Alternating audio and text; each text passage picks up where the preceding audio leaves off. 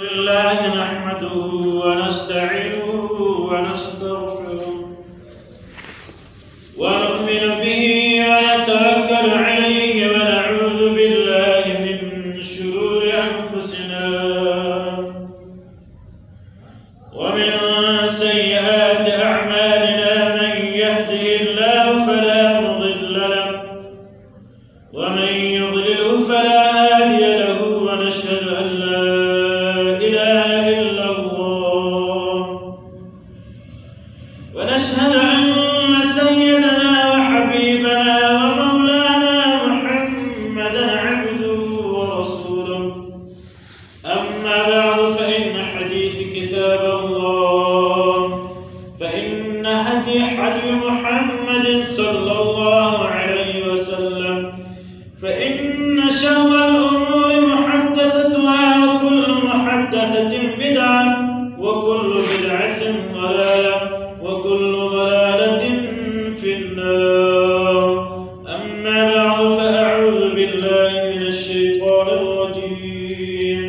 بسم الله الرحمن الرحيم وإذ يمكر بك الذين كفروا ليقتلوك وليثبتوك صدق الله خالقنا العلي العظيم. الشريف صلى الله عليه وسلم على آل إبراهيم إنك حميد مجيد. اللهم بارك على محمد وعلى آل محمد كما باركت على إبراهيم وعلى آل إبراهيم إنك حميد مجيد. حمد الصناد وفاق وارتكال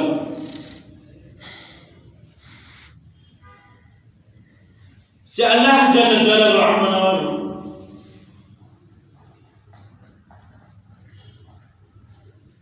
فالقرآن العظيم فاكر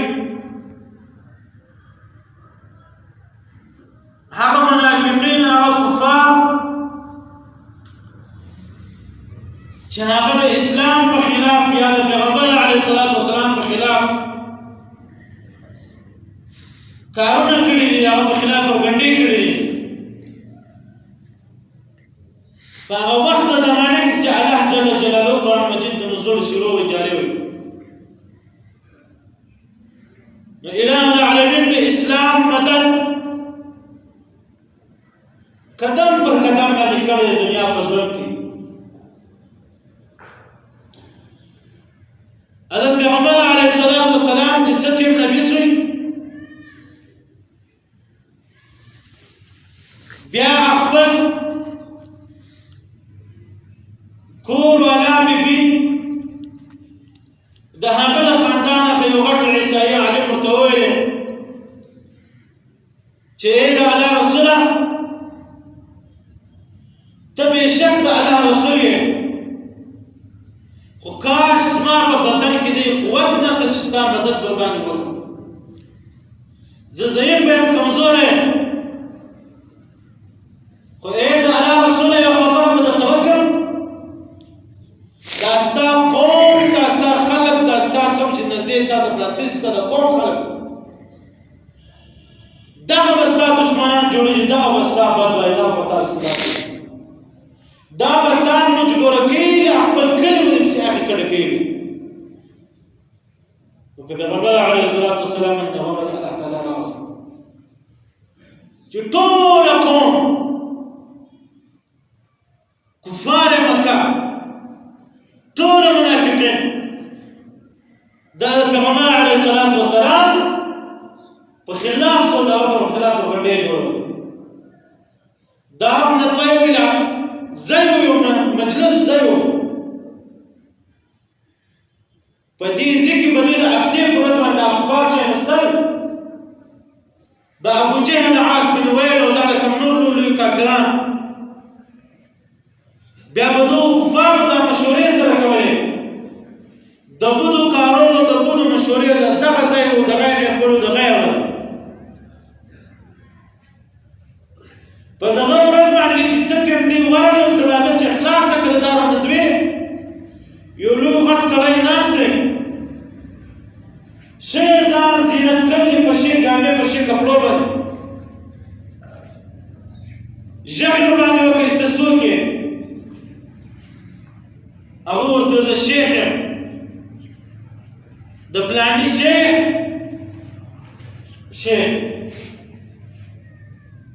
هغه شیطان د انسان په شکل کې راغلی دی. چې څه ټیم کښېنستنه وو خیر څنګه راغلی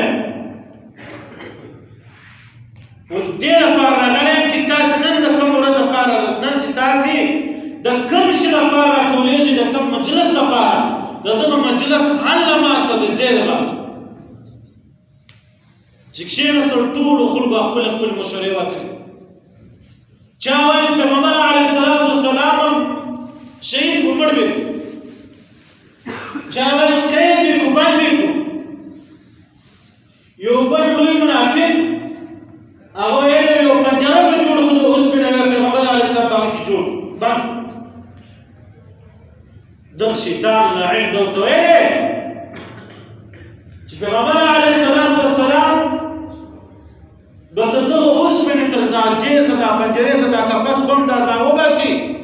و خپلو اصحابو ته ځان رسولی شي.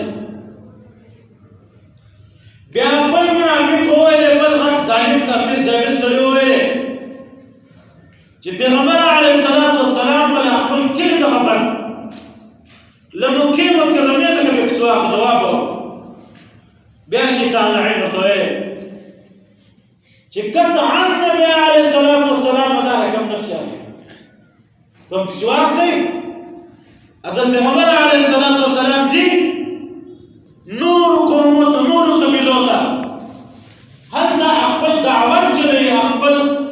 خوش اخلاقي، خپل ښه ژوند، ښه زندګي، ښه حسن په دغه باندې خلک په ده باندې مین کېږي، په ده باندې اسلام راوړي، د ده به غټ قافله جوړ.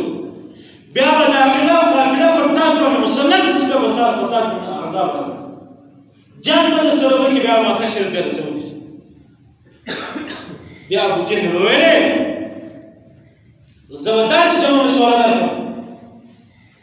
چې په تاسو کې هغه چا نه مشوره نه درکړم. نبی علیه الصلاة والسلام